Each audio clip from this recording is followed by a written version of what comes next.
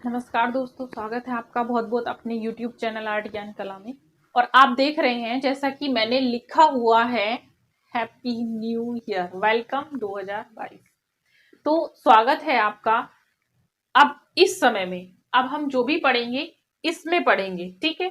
2022 अब आपको इसमें जो भी पढ़ना है तो सबसे पहले इसकी कुछ गाइडलाइंस बना देनी चाहिए। देखिए, जब भी हम कोई नई चीज पढ़ते हैं तो सबसे पहले उसकी गाइडलाइन तैयार कर ली जाए।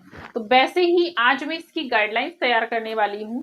पहली बात क्या रहेगी, आपका जो आगे का सिलेबस है वो कैसे करना है, कैसे आपको पढ़ाई करनी है। क्योंकि देखिए, कुछ चीजें नए साल के साथ बदल जाती हैं। हम ये कहेंगे कि पुरानी चीजें पुराने साल के साथ छोड़कर नई चीजें नए साल के साथ आगे बढ़ के तैयारी की जाए। कैसे की जाए, क्योंकि बहुत सारी चीजें हैं। अब पढ़ने के लिए बहुत सारा है और बहुत सारा पढ़ने के लिए है तो समय, जाहिर सी बात है, अगर वैकेंसी अभी आ जाए तो समय बहुत कम हो जाएगा आप लोगों के लिए। समय के अकॉर्डिंग तैयारी कैसे करनी है उसको भी समझना होगा। क्योंकि एंजॉयमेंट तो रहेगा आपका नए साल में, लेकिन उसके साथ साथ आपको बिल्कुल एंजॉयमेंट के साथ ही तैयारी करनी है, नए रूप में तैयारी करनी है। क्योंकि नई चीजें हैं, सब नया समय है, नए तरीके से आप रूम बनाएंगे। जो भी अभी तक नहीं पढ़ा है, नए तरीके से आपको पढ़ना है। कुछ लोगों को मैं देख रही हूँ बहुत इंतजार है। एक तो सबसे पहला इंतजार था बुक्स का, तो वो बुक्स आने वाली है। मैं नए साल में, जैसे कि मैंने बोला था, थोड़ा सा समय दीजिए, थोड़ा सा समय के बाद बुक आ जाएगी। तो बुक भी आ चुकी है, आप ले सकते हैं। कल से मिलना शुरू भी हो जाएगी। और दूसरी चीज थी, हाँ, बैच की बात हो रही थी कि बैच कब से स्टार्ट हो रहा है नया। तो बैच स्टार्ट हो जाएगा 20 जनवरी से स्टार्ट हो जाएगा, नई फीस के साथ, नए समय में नई फीस के साथ और नई चीजों के साथ बैच स्टार्ट हो जाएगा। बहुत कुछ है नया सीखने के लिए भी, नया करने के लिए भी, नया पढ़ने के लिए भी। क्योंकि आर्ट एक ऐसा सब्जेक्ट है, इसमें आप जितना पढ़ेंगे उतना कम है। मतलब मेरा मतलब ये नहीं है कि जितना पढ़ेंगे, आप जानते हैं। क्योंकि आर्ट क्या होती है, हम जो भी चीज करते हैं, देखते हैं, सुनते हैं, या फिर जो भी चीज हम बनाते हैं, यहाँ तक कि अपने आप को पूरा मेंटेन करने का तरीका भी आर्ट ही कहलाता है। हम अगर अपने सामान को व्यवस्थित तरीके से रख रहे हैं तो वो भी आर्ट ही कहलाता है, ठीक है। तो उसी हिसाब से हम चलेंगे। हम अपने काम को बिल्कुल आर्ट के हिसाब से करेंगे। जैसे हम अपनी पढ़ाई का तरीका, मैं नोट्स बनवा रही हूँ तो आपको नोट्स जो बनाने हैं वो बिल्कुल उसी तरीके से बनाने हैं। ऐसा नहीं मैं लिखवा रही हूँ, सीधा स्क्रीनशॉट लिया और उसको आपने रख दिया फोन में, उसके बाद जब डाटा फुल हो जाए उसको डिलीट मार दो, फिर वो निकल जाए। क्योंकि मैं देखती हूँ बहुत सारे स्टूडेंट्स के फोन आ जाते हैं, मैम हमें उसका वीडियो नहीं मिल रहा। आप सब्सक्राइब करिए, वीडियो जैसे जैसे आता है आप नोट्स बनाइए। क्योंकि देखिए, वीडियो रेगुलर आता है, बीच बीच में छूट जाता है। तो उससे क्या होता है, आपके जो जितने भी वीडियोस आपने लिए हैं उसमें कुछ चीजें ऐसी हो जाती हैं कि वो निकल जाती हैं। बहुत सारी हो जाती हैं वीडियो, तो उसमें बहुत सारी चीजें ऐसी हो जाती हैं कि निकल जाती हैं। आपको टॉपिक नहीं मिलता, आप टॉपिक फाइंड करते हैं, टॉपिक मिलेगा ही नहीं आपको। तो उससे बेटर है कि आप उसमें अपने नोट्स रेगुलर तैयार करें। क्योंकि नोट्स आपके पास होते हैं तो मैं मानती हूँ इतनी देर में आप फोन उठाएंगे, ऐसे ऐसे खोलेंगे, उसमें कुछ नई चीज ऐसी आ जाएगी इंटरेस्टिंग सी, आप उसको देखने लगेंगे। ऐसा होता है, इसलिए मैं मना करती हूँ लास्ट मोमेंट पे, जैसे ही आपका एग्जाम आता है, कि आप फोन बिल्कुल बंद कर दीजिएगा। व्हाट्सएप फेसबुक तो बिल्कुल बंद कर दीजिएगा। उसके बाद ही आप आगे की पढ़ाई कंटिन्यू करेंगे, ठीक। तो आपको पढ़ाई का क्या स्ट्रेटेजी करनी है, आपको पीडीएफ नोट्स भी दिए जाते हैं।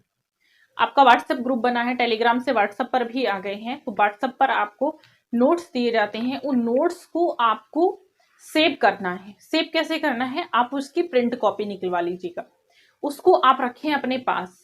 जो भी आपको इस चैनल से पढ़ाया जाएगा, जो भी मैं आपको पढ़ाती हूँ, आप उसको नोट करें। नोट करने के बाद आप इसमें देखें आपको कौन सी चीज परेशान कर रही है, कहाँ पर आपको नहीं आता है। क्योंकि ये चीज पता चलेगी, आप खुद का टेस्ट लेंगे।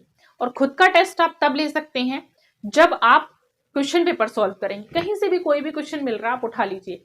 मैं देखती हूँ स्टूडेंट्स ये बोलते हैं कि आप मैम हमें टीजीटी और पीजीटी वालों के साथ मत पढ़ाइए, टीजीटी के स्टूडेंट बोलते हैं।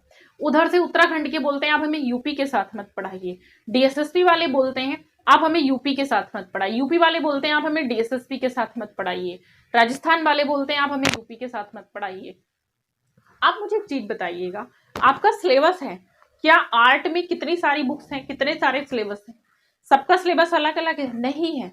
अगर सबका सिलेबस अलग है भी तो सब में एक चीज कॉमन है, और वो कॉमन है आपकी इंडियन आर्ट। इंडियन आर्ट अलग अलग नहीं है, एक ही है। भारतीय चित्रकला एक ही है भाई, अलग अलग नहीं है। और जो सबके लिए मस्ट है, किसी का कितना भी सिलेबस इधर उधर हो जाए, लेकिन मैंने देखा है भारतीय चित्रकला एक सबकी है। मैंने नहीं देखा, आप भी जानते हैं, भारतीय चित्रकला सबकी एक ही है। और भारतीय चित्रकला में से मैं ये मान सकती हूँ कि आपको ये हो जाए कि मैं गुफाएं पढ़ा रही हूँ, तो उसमें से कुछ गुफाएं आपके सिलेबस में नहीं है। चलिए नहीं भी है, लेकिन अगर हम उनको पढ़ लें तो कुछ प्रॉब्लम नहीं है, पढ़ लीजिएगा साथ में, कोई प्रॉब्लम नहीं है। क्योंकि इसका बेनिफिट मिलता है मेरे स्टूडेंट्स को। लास्ट टाइम जब यूपी का एग्जाम था, उसी दिन से एक दिन पहले शायद, पता नहीं, नेक्स्ट डे एग्जाम था उत्तराखंड वालों का, और उनको सिलेबस में कुछ गुफाएं दी हुई नहीं थी कि ये सिलेबस में आपके नहीं है। और बादामी जैसे शायद नहीं था उनके सिलेबस में। और दूसरी चीज एक और थी, उनके सिलेबस में कुछ आर्टिस्ट, सिलेक्टेड आर्टिस्ट थे, 5-6 आर्टिस्ट दिए थे, ज्यादा आर्टिस्ट थे ही नहीं। मैंने उनको यूपी वालों के साथ में पढ़ाया, उनको बोला आप लोग पढ़िए इनके साथ ही।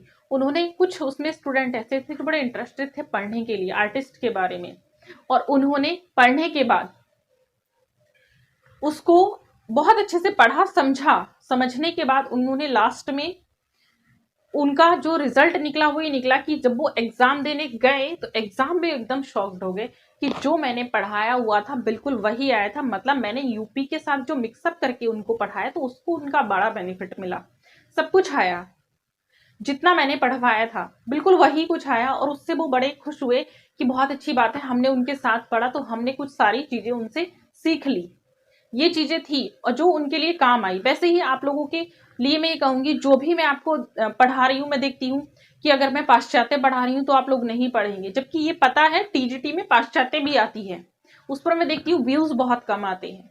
इसका मतलब फिर आप बाद में उसको देखेंगे, खोजेंगे, कॉल करेंगे, मैम हमें इस टॉपिक पे बताइएगा, हमें समझ में नहीं आ रहा, जबकि मैंने सारे वीडियोस दिए हुए हैं। ठीक है, ऐसे ही आप देखेंगे, अभी HTET का एग्जाम हुआ था टीजीटी पीजीटी के लिए, उसमें भी स्टूडेंट्स के बहुत अच्छे मार्क्स थे जिनको मैंने पढ़ाया। 50 में से मैं मानती हूँ उनके 45-40 इस तरह के मार्क्स थे, इससे कम मार्क्स किसी के नहीं थे। क्योंकि उन्होंने भी यही बोला सेम कि जितना मैंने उनको कराया था सब वही आया है। तो आपको भी बिल्कुल वैसे ही चलना है, जितना मैं करा रही हूँ उसको ध्यान रखेंगे। और यहाँ से बहुत सारे स्टूडेंट्स का सिलेक्शन हुआ भी है, तो नए साल की नई स्ट्रेटेजी रहेगी, सिलेक्शन लेना ही लेना है। और जितनी पुरानी चीजें हैं उनको छोड़ दीजिएगा। ये मत सोचिएगा कि लास्ट टाइम हमारे इतने मार्क्स थे, हम रह गए थे, इस बार भी नहीं हो पाएंगे सक्सेस। तो ऐसा कुछ नहीं होता, सक्सेस आपके आपके हाथ में है। आप चाहे तो उसको ले सकते हैं, क्योंकि पढ़ाई में लग जाइएगा अभी से आप पढ़ाई में लगेंगे, फायदा उठाइए। क्योंकि सिलेबस है इतना सारा और टाइम हो जाता है इतना कम, तो उसमें आप पढ़ाई नहीं कर पाते हैं। और देखिए, जब वैकेंसी इस बार आएंगी तो ज्यादा टाइम नहीं मिलेगा, शायद 2 महीने का भी टाइम ना मिल पाए। तो फायदा उठाइएगा और अभी से तैयार हो जाइएगा। उम्मीद करती हूँ आपको मेरी बातें समझ में आ रही होंगी। ठीक है, तो चलते हैं, मिलेंगे एक नए आपके टॉपिक के साथ। सबको नंबर्स की शुभकामनाएं, बहुत बहुत हैप्पी न्यू ईयर।